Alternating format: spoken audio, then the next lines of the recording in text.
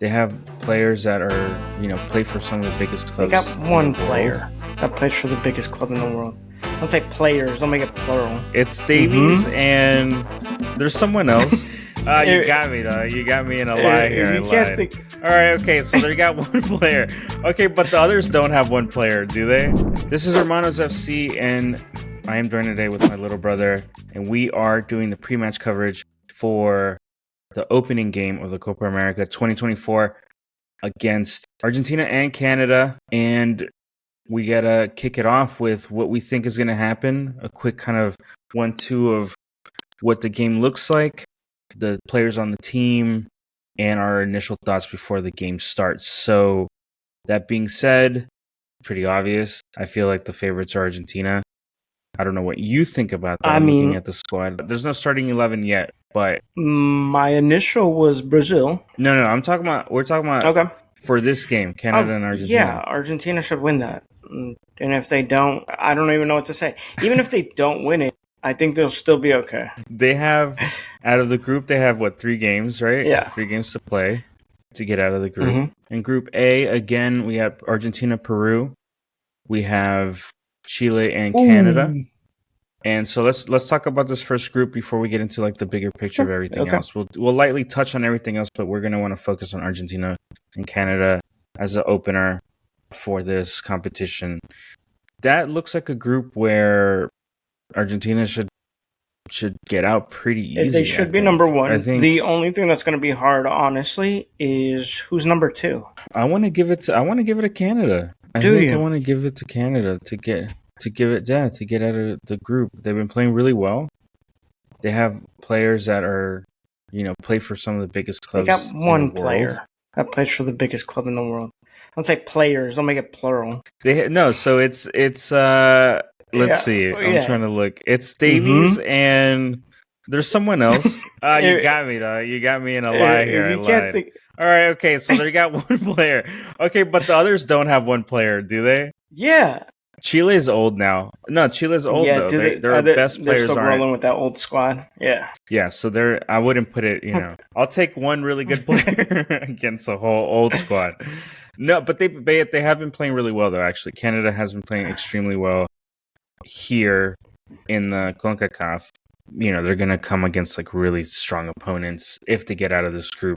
So I feel like even though Peru and Chile can give them a good run for their money, it's still, I feel like, their game to these games to lose. I think that they're in a good position to win.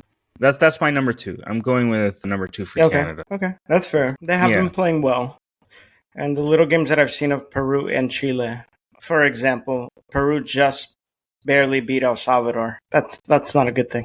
Yeah, okay. And then, but you know what? I don't know how Chile's been. I actually haven't watched anything. I've the South America qualifiers and all that stuff like that. I kind of just see obviously the big boys.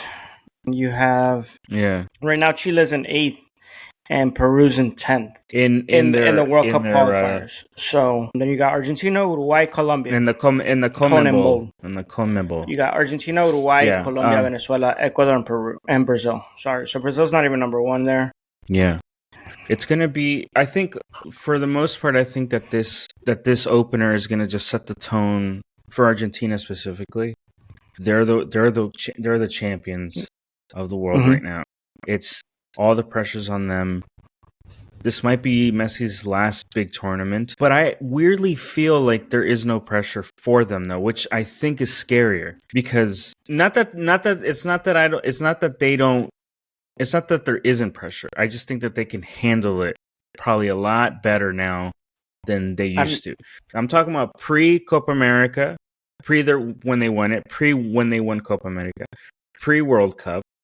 That Argentina team and how in their head they were about everything. Because they had to prove something, right? They had to prove that if I don't win everything while I have the greatest player on my team, this all kind of means shit. And it was all for him when he wanted to leave, when they weren't playing well, when, they put a lot of pressure on themselves because it was just them. But then they ended up winning the World Cup. So, yeah, I see them winning this Copa America too, if I'm being honest. Yeah. I don't think it'll get hard for them until they go to the next rounds.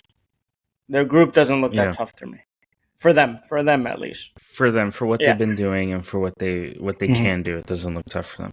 Okay, yeah, I agree. I think that this sets the tone for both teams, for Canada and for Argentina, because if Argentina, let's say that they don't beat Canada, they tie or something, or even if they do win but they squeak it in and Canada can put up a fight, it looks better towards Canada.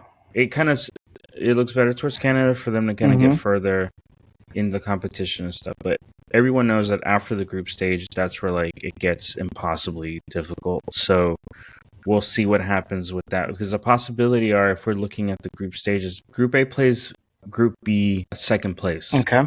So if you want to look, let's look at the group stage again. Who's coming out as second? Who's coming in second place out of Group B? Doesn't matter. I think like it doesn't matter really. Group A. This is the next round. Group number 1 of Group A plays number 2 of Group B. Right. That's from what I'm seeing here. Well, let's see. I got Ecuador number 1. I can't see Mexico going number 2 if they really push it in. Yeah. But what I'm saying is, regardless, honestly, whoever comes out of the group, I don't think they're a match for any. There's no team there that I see that's a match for Argentina. Period. Like I said, even them coming, Ecuador would coming be, out of the group, but they're not going to face them right there. They're not going to be number 2, in my opinion.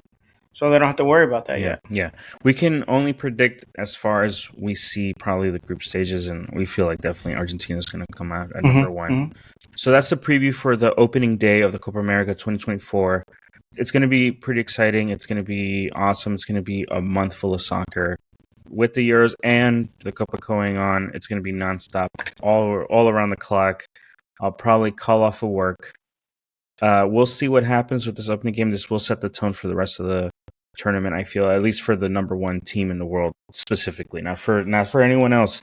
Everyone's going to see how tough they are with these next couple of games that Argentina got going on. So we'll see you on the next one. Keep tuned in, subscribe, and like as Hermanos FC goes through the Copa America journey in 2024. Bye, everybody.